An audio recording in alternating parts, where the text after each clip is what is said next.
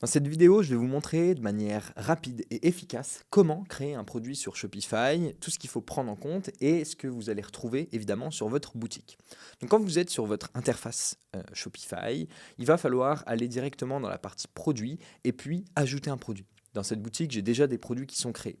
Quand vous allez créer votre produit, on va le paramétrer ensemble tout à l'heure, il va tomber directement dans la partie boutique en ligne et puis sur votre thème. Le thème qui est publié. Vous pouvez avoir jusqu'à 20 thèmes sur votre boutique Shopify. Évidemment, votre produit remontera sur les 20, mais c'est seulement sur celui qui est publié qu'il apparaîtra et que vos utilisateurs pourront interagir avec. Et ensuite, vous pourrez le trouver directement depuis la partie produit, sur le modèle par défaut, et en choisissant le produit que vous venez de créer. Il existe plusieurs paramètres à régler dans un produit et on va les voir ensemble. Premièrement, ça va être le titre de ce produit. Vous allez voir que par défaut, le titre du produit va être récupéré tout en bas dans les paramètres de référencement sur les moteurs de recherche pour créer votre URL. Ici, il a pris titre de ce produit et il a remplacé chaque espace par un tiret pour créer votre slug d'URL. Bref, l'URL complète pour accéder à votre produit. Vous pouvez évidemment la retoucher votre métadescription, parce que ça, c'est ce que vos utilisateurs vont voir sur Google quand ils taperont votre produit.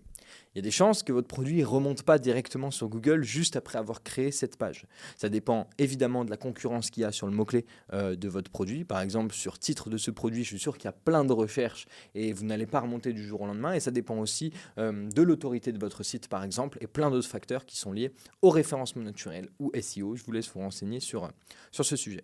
Donc d'abord, vous renseignez votre titre produit. Vous pouvez renseigner une description. Ce n'est pas forcément obligatoire, ou du moins, ça l'est de moins en moins, parce que plus le temps passe, plus on structure nos fiches produits avec des sections. Donc, si je retourne sur la partie produit, ici, je vais avoir plein de blocs. Ensuite, je vais avoir une section image avec texte, un contenu réductible, une section témoignage. Tout ça, ce n'est pas lié à ma description. Ma description, elle est affichée juste ici. C'est le lorem ipsum, c'est le bout qu'on a là.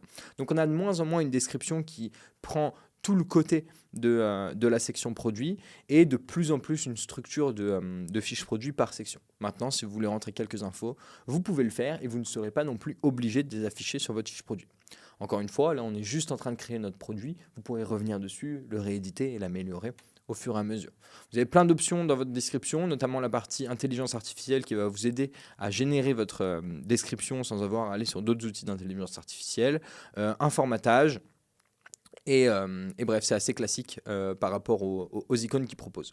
Ensuite, dans les supports multimédia, vous allez pouvoir ajouter les images de votre produit. C'est ce qu'on va retrouver ici. Image 1, 2, 3, etc. Toutes ces images ont été ajoutées à l'intérieur.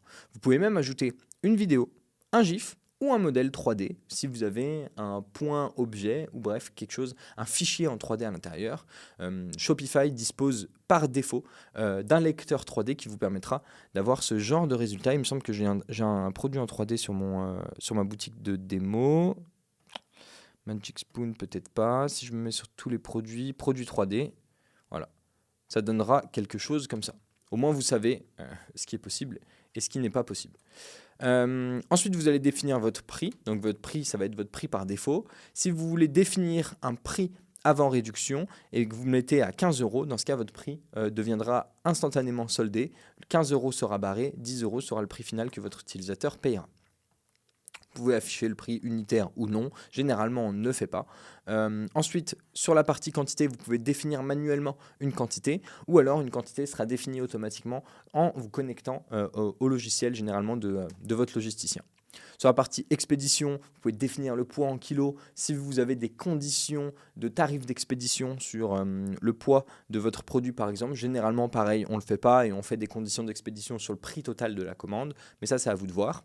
La partie variante, c'est ce qu'on va retrouver si je prends, par exemple, couleur plus taille. Donc, les variantes, ça va quand même être considéré comme un produit différent. C'est-à-dire que violet petit n'est pas le même produit que jaune petit ou que jaune moyen. Mais donc, généralement, on a un produit et on va définir ces variantes pour tout ce qui est couleur, taille par exemple, d'un même produit global dans sa forme. Pour chaque variante, vous allez pouvoir définir un prix, vous allez pouvoir lui attribuer une quantité aussi, Parce que vu que c'est considéré comme un produit à part, on pourra même évidemment lui définir un visuel associé. Je vous montrerai ce que ça rend juste après. Ensuite, on retrouve notre partie référencement sur les moteurs de recherche et la partie champ méta. Vous ne devriez pas en avoir en voyant cette vidéo parce que techniquement, vous êtes en train de rechercher comment créer un produit. Mais tout ça, c'est des sources ou des données dynamiques qui vont pouvoir être ajoutées et personnalisées pour vous. Donc par défaut, vous n'en avez pas, mais vous les retrouvez en allant sur la partie paramètres. Donc là, déjà, je vais enregistrer. Hop. Enregistrer comme actif. OK. Ces champs-là, vous allez pouvoir les retrouver dans la partie données personnalisées et puis produits. Et puis là, vous allez pouvoir ajouter toutes les données personnalisées que vous voulez. Donc, un cas d'étude pour ce genre de choses, ça pourrait être les caractéristiques techniques ou les ingrédients qui sont présents dans votre produit. Eh bien, si vous avez plusieurs produits et que les ingrédients diffèrent, eh bien, vous n'avez aucun endroit à l'intérieur des produits de Shopify pour définir sa liste d'ingrédients. Et c'est là où vous allez ajouter un champ méta qui est propre à votre métier pour lister les ingrédients de votre produit. On en reparlera un petit peu plus tard, c'est un sujet qui est un petit peu plus compliqué. Et dans un premier temps, je vous conseille d'utiliser des textes statiques, histoire de vous faire la main. Pour vous montrer un exemple avec des variantes, donc là je vais mettre sur pastille de couleur, ça donne quelque chose comme ça. Donc là j'ai un groupe couleur, et puis violet et jaune.